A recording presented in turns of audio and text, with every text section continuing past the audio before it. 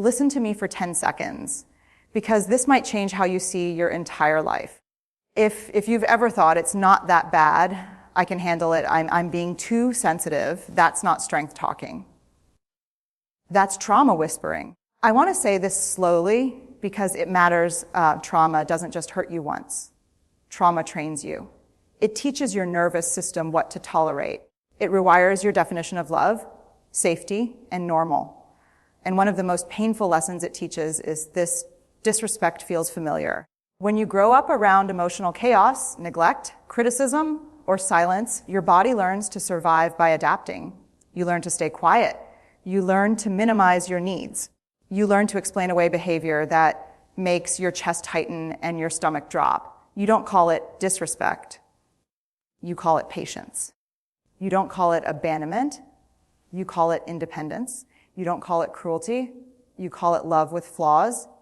And here's the hardest truth. You don't tolerate disrespect because you're weak. You tolerate it because at some point, tolerating it kept you safe. It kept you connected.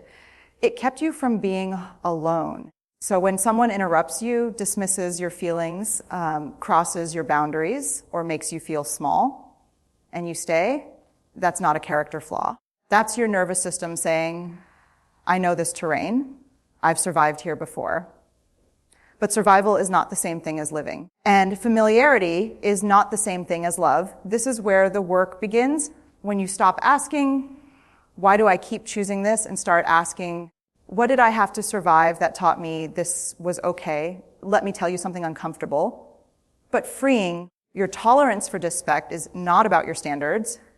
It's about your self-trust. Trauma fractures self-trust. It teaches you to doubt your instincts, to question your reactions, to override that quiet inner voice that says, something isn't right here. When you've been punished for speaking up, ignored when you cried, or made to feel dramatic for having emotions, you learn a dangerous habit. You stop believing yourself. You stop trusting your body when it tightens. You stop trusting your anger when it rises. You stop trusting your sadness when it begs to be seen. And instead, you intellectualize pain. You explain it away. You say things like, they didn't mean it, or they're just stressed, or everyone has flaws. But let me be clear, empathy without boundaries is self-betrayal. Compassion does not require self-abandonment. Trauma teaches you to scan the room instead of listening to yourself. You become an expert at reading moods, predicting reactions, managing emotions that are not yours. You confuse this hyper-awareness with emotional intelligence, but it's not. It's a survival skill born from fear. Here's the pattern. You feel disrespected, you minimize it, you state you resent, you shame yourself for resenting. And that cycle keeps you stuck, not because you're broken, but because no one ever taught you that your discomfort is data. Discomfort is not weakness, it's information. The moment you start honoring that information without justifying it, without explaining it, without softening it, you begin to reclaim yourself. And that's terrifying, because self-trust feels unsafe when you've lived in survival. But discomfort is the doorway. And you don't heal by tolerating more. You heal by believing yourself sooner. Trauma doesn't always look like violence or screaming or chaos. Sometimes trauma looks like silence, like emotional absence, like having your pain met with indifference. And when that's what shaped you, disrespect doesn't register as danger. It registers as normal. You don't leave when someone dismisses you. You lean in harder. You try to explain better. You try to love louder. Because somewhere deep inside, you learn that connection is something you earn by enduring. Let me say this plainly. If you had to perform for love, you will tolerate being diminished to keep it. Trauma teaches you that asking for respect is risky, that boundaries lead to withdrawal, that needs lead to rejection. So you learn to shrink them. You learn to soften your voice, lower your expectations, and tell yourself you're low maintenance. But what you're really doing is disappearing in pieces. And here's the brutal irony. Your ability to endure disrespect often gets praised. People call you understanding, flexible, strong. But what they don't see is the cost. The quiet exhaustion, the self-doubt, the slow erosion of your sense of worth, Because every time you stay silent when something hurts, your body keeps score. It remembers, it tightens, it numbs, it whispers, this isn't safe. And when you ignore that whisper long enough, it starts to scream through anxiety, resentment, burnout, or despair. This is not because you're failing. It's because your nervous system is tired of carrying what your voice never got to release. Respect is not something you request after you've proven your value. Respect is the baseline. And if that idea feels foreign to you, if it feels almost laughable, that's not because you're asking for too much. It's because you were given too little for too long. The question is no longer, can I handle this? The question is, why should I have to trauma? Doesn't just shape how much pain you tolerate. It shapes who you're drawn to. Familiar pain feels safer than unfamiliar peace. And that's one of the hardest truths to accept. You don't fall into relationships that disrespect you by accident. You're pulled toward them because your nervous system recognizes the rhythm, the unpredictability, the emotional distance, the subtle power imbalance. It feels like home, not because it's healthy, but because it's known. So when someone gives you mixed signals, keeps you guessing, withholds affection, or crosses your boundaries just enough to keep you unsettled, your body doesn't panic. It mobilizes. It says, I know how to survive this. And survival feels like chemistry. Calm feels boring when chaos raised you. Consistency feels suspicious when love was inconsistent. Respect feels unfamiliar when you were taught to earn it. And here's the dangerous loop. The more you tolerate disrespect, the more you normalize it. You stop noticing the micro cuts, the sarcasm, the eye rolls, the broken promises, the emotional neglect. You tell yourself you're being mature. But maturity is not silence. And patience is not self-erasure. Let me be clear, healing will disrupt your attraction patterns. You will start to feel less drawn to people who need to be chased, fixed, or convinced. And that loss can feel like grief.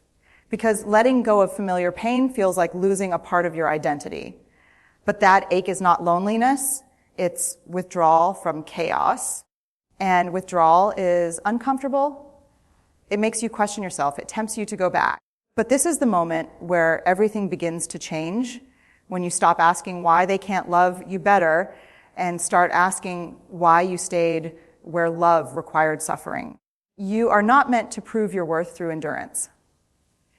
You are meant to experience it through respect. At some point, healing asks a terrifying question: what if I stop explaining their behavior and start honoring my own pain? Because trauma conditions you to protect the people who hurt you, sometimes more fiercely than you protect yourself. You learn to carry the emotional load. You excuse the disrespect. You say they're doing their best even while your body is breaking under the weight of unmet needs. But listen carefully. Understanding someone's wounds does not obligate you to bleed for them. This is where trauma keeps you stuck. It convinces you that leaving, confronting, or setting boundaries makes you cruel, ungrateful, heartless. But that belief didn't come from nowhere. It came from a time when your survival depended on staying connected, no matter the cost. So you learn to confuse loyalty with self-sacrifice. You learn that love means staying when it hurts. And when you finally feel anger, real, hot, honest anger, you turn it inward. You shame yourself for feeling it, but anger is not the enemy. Suppressed anger is. Anger is a boundary alarm. It shows up when something inside you knows you've been crossed, when you've been minimized, when you've been taken for granted. Trauma teaches you to silence that alarm because in the past, listening to it may have made things worse. But you are not there anymore. You are allowed to outgrow the roles that once kept you safe. You are allowed to disappoint people who benefited from your silence. And you are allowed to choose yourself without explaining your trauma to anyone. Healing doesn't mean you become cold. It means you become clear about what you will no longer tolerate, clear about the difference between empathy and self-abandonment, clear about the fact that respect is not negotiable. You don't need more patience, you need more self-loyalty. Stopping the tolerance of disrespect doesn't begin with confrontation. It begins with awareness. with noticing the moment your body reacts before your mind makes excuses. That tightening in your chest, that sinking in your gut, that sudden urge to go quiet. Those are not overreactions, they are signals. Trauma taught you to override those signals. Healing teaches you to pause and listen. The first boundary is internal. It's the moment you stop arguing with your own perception. You don't need evidence. You don't need permission. If something feels demeaning, dismissive, or unsafe, that feeling is enough to matter. And here's the hard part. When you start honoring your boundaries, the people who benefited from your lack of them will notice. Some will resist. Some will minimize. Some will accuse you of changing. They're not wrong. You are changing. You're becoming someone who no longer tolerates what once felt normal. Expect discomfort. Expect guilt. Trauma will whisper, you're overreacting, you're asking for too much, but growth often feels like grief because you're letting go of who you had to be to survive. Boundaries are not ultimatums. They are declarations. They say, this is where I end and you begin. And if someone responds to that with anger or withdrawal, that reaction is information, not a verdict on your worth. You don't need to raise your voice. You don't need to justify your limits. You don't need to stay in rooms that require you to shrink. Respect is revealed by how people respond when you stop over-giving. This is not about becoming hardened. It's about becoming anchored. When you're anchored in self-respect, disrespect no longer confuses you. It clarifies. You are not losing people. You are losing patterns. When you stop tolerating disrespect, fear will try to negotiate with you. It will say, but what if I end up alone? And that fear makes sense. Trauma taught you that connection, even painful connection, is safer than abandonment. So let's tell the truth. Healing often feels lonelier before it feels freer. When you stop over-functioning, people may pull away. When you stop explaining yourself, some relationships will fall silent. And that silence can feel like proof that you were only loved for what you tolerated. That realization hurts deeply. But it is also clarifying. Loneliness is not the same as abandonment.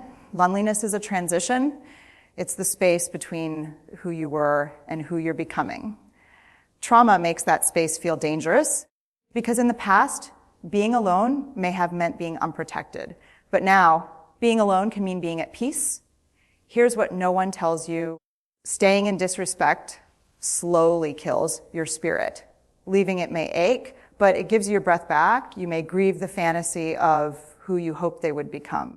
You may mourn the version of love you kept trying to earn. That grief is real. Let it be real. Healing is not pretending it didn't matter. It's accepting that it mattered and choosing yourself anyway. And something remarkable happens when you stop tolerating what hurts. You start recognizing what feels kind, consistent, and safe. It might feel unfamiliar at first. You might even want to push it away. But unfamiliar does not mean wrong. Sometimes the bravest thing you do is walk away from what feels like love so you can make room for what actually is. Healing is not loud. It's not dramatic. Most of the time, it's quiet choices made when no one is watching. It's choosing not to respond immediately. It's choosing not to explain your feelings to someone committed to misunderstanding them. It's choosing rest over proving, truth over comfort, dignity over attachment. And this is important. Self-respect is not something you think your way into. It's something you practice. Every time you honor a boundary, even imperfectly, your nervous system learns something new. I am safe with myself. At first, that safety feels strange. Your body might crave the old urgency, the emotional highs and lows. Trauma wired you for intensity, not stability. So when life gets calmer, your system might mistake peace for emptiness. That's not a sign you're doing it wrong. It's a sign you're detoxing from chaos. You start noticing how respect feels. It feels steady. It feels spacious. It doesn't require you to perform or disappear. It doesn't punish you for having needs. And once you experience that, even briefly, your tolerance for disrespect collapses. Not because you become rigid, but because you become rooted. You begin to speak sooner instead of later. You leave conversations that drain you. You stop chasing closure from people who lack accountability. And slowly, the shame lifts. The self-blame softens. You realize you were never too much. You were just in environments that asked you to be less. This is the reclamation. Not perfection, not fearlessness, but presence. Presence with your emotions, presence with your limits, presence with your worth. You don't need to become someone else to be respected. You need to stop abandoning who you already are. There comes a moment in healing when you stop asking, how do I get them to treat me better, and start asking, how do I treat myself when they don't? That shift changes everything. Because trauma taught you to wait, to hope, to endure, to believe that if you were patient enough, loving enough, quiet enough, respect would eventually arrive. But respect is not a reward for suffering. It's a requirement for connection.